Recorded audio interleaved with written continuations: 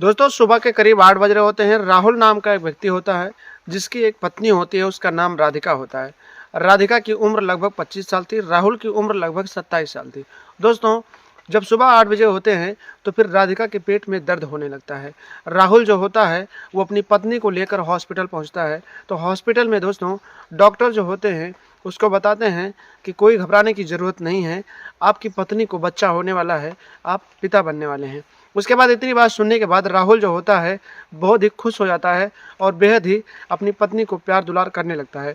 उसके बाद घर ले आता है। दोस्तों इसी तरीके से समय बीतते हैं और लगभग उसकी पत्नी का जब बच्चा होने का समय आता है, यानी कि उसका 8वां महीना चलने लगता है, तो फिर उसकी जो पत्नी होती है कहती है कि मुझे काम धाम करने में परेशानी होने लगी है, एक काम करो आप मेरे मायके चले जाओ और वहाँ से मेरी माँ को ले आओ, और इसके बाद में आती है तो वो आएगी तो घर का काम देखेगी और मेरी सारी कुछ परेशानियाँ दूर हो जाएंगी।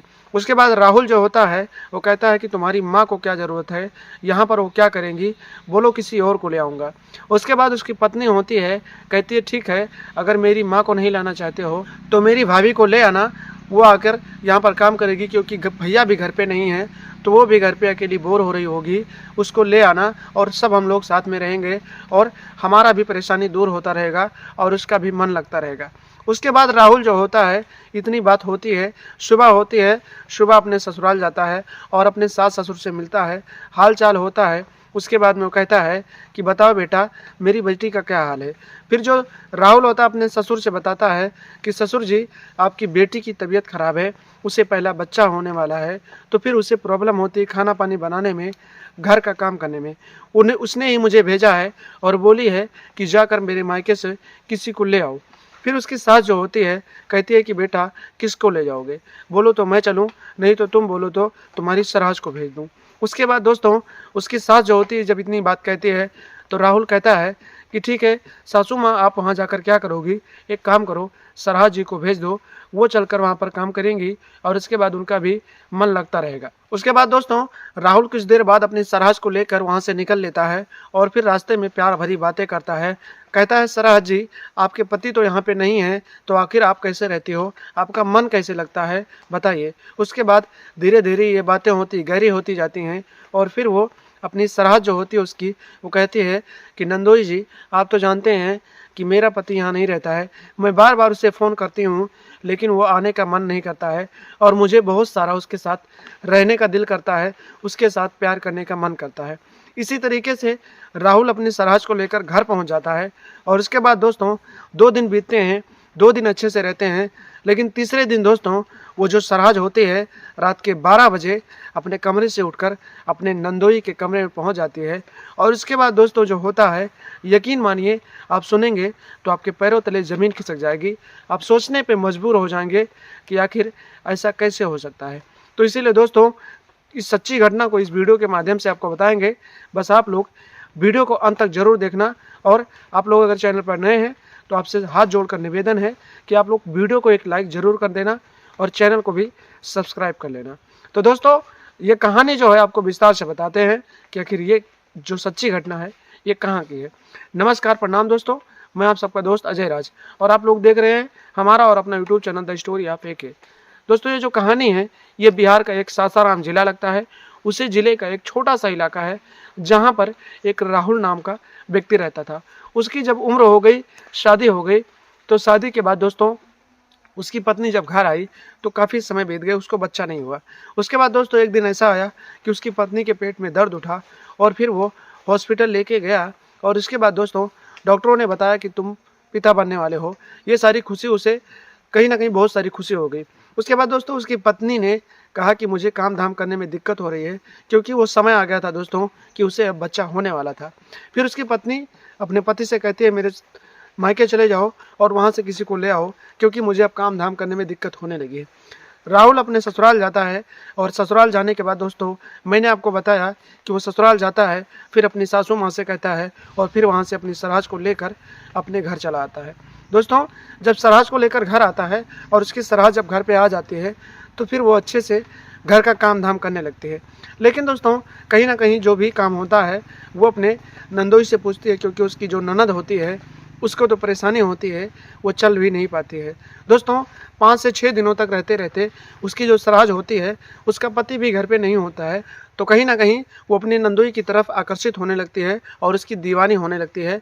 और दोस्तों धीरे-धीरे जो राहुल होता है, जब उसकी पत्नी इस अवस्था में होती है, तो उसे भी कुछ मन करने लगता है और वो भी अपनी सराज की तरफ दीवाना होने लगता है और दोनों एक-दूसरे को इशारे करने लगते हैं।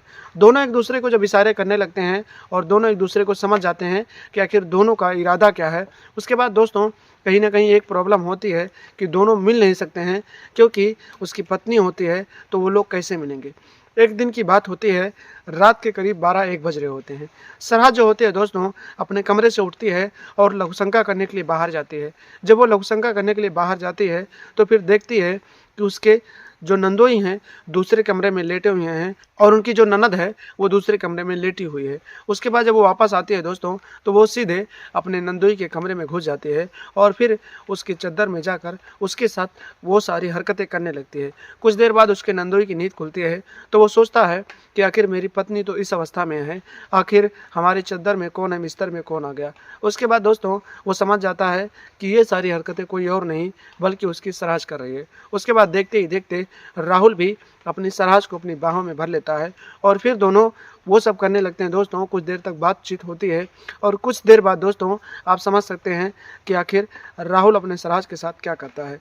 जो भी होते हैं सारी हदें तोड़ देता है और फिर अपनी मर्यादाओं से एक कदम आगे चला जाता है और उसके साथ बहुत सारी चीज़ें करता है, जो आप समझ सकते हैं कि आखिर क्या होता है। उसके बाद दोस्तों इसी तरीके से ये दोनों मिलने लगते हैं। एक दिन की बात होती है, ये दोनों यही सब करते हैं, तभी अचानक उसकी पत्नी आ जाती है और इन दोनों को इस अवस्था में देख लेती है। दोस्तों जब वो इन दोनों को इस अवस्था में देख लेती है, तो फिर वो शोर मचाने लगती है। लेकिन राहुल जो होता है अपनी पत्नी को समझाता है, लेकिन उसकी पत्नी नहीं मानती है। तो फिर जो राहुल होता है दोस्तों अपने रिश्तों को बचाने के लिए और अपनी बदनामी को बचाने के लिए अपनी सराज के साथ मिल जाता है और अपनी ही गर्भवती पत्नी को जान से मार देता है। उसके बाद दोस्तों दोनों पुलिस से बचने की बहुत कोशिश करते हैं, लेकिन पुलिस वाले इन दोनों को 5 दिनों के बाद हिरासत में लेते हैं और आगे की कार्रवाई करते हैं और फिर आगे की कार्रवाई के लिए हिरासत में लेकर जेल में डाल देते हैं। तो दोस्तों आप लोगों को बताया कि कहीं ना कहीं इस तरह के रिश्ते लोग बनाते हैं और इस रिश्ते बनाने के चक्कर में दोस्तों अपनों को खो देते हैं।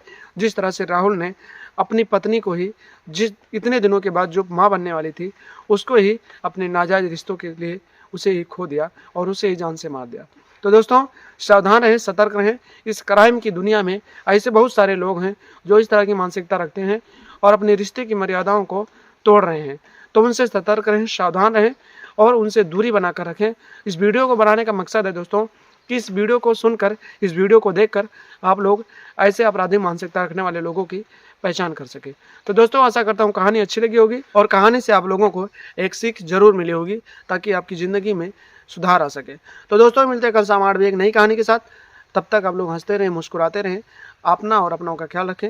और हमारा वीडियो आप लोग कहाँ से देख रहे हैं और अपना नाम क्या है आपका, वीडियो के कमेंट बॉक्स में कमेंट करके ज़रूर बताना, क्योंकि आपका नाम मैं अगले वीडियो में ले सकूं और आपका नाम लेते हुए मुझे भी बहुत खुशी हो। तो दोस्तों जाने से पहले फिर से रिक्वेस्ट है कि वीडियो को लाइक ज़रूर कर देना और चैनल को सब्सक्राइब ज़रूर कर देना। तब तक के लिए दोस्तों नमस्कार, प्रणाम, जय हिंद, जय भारत, वंदे मातरम।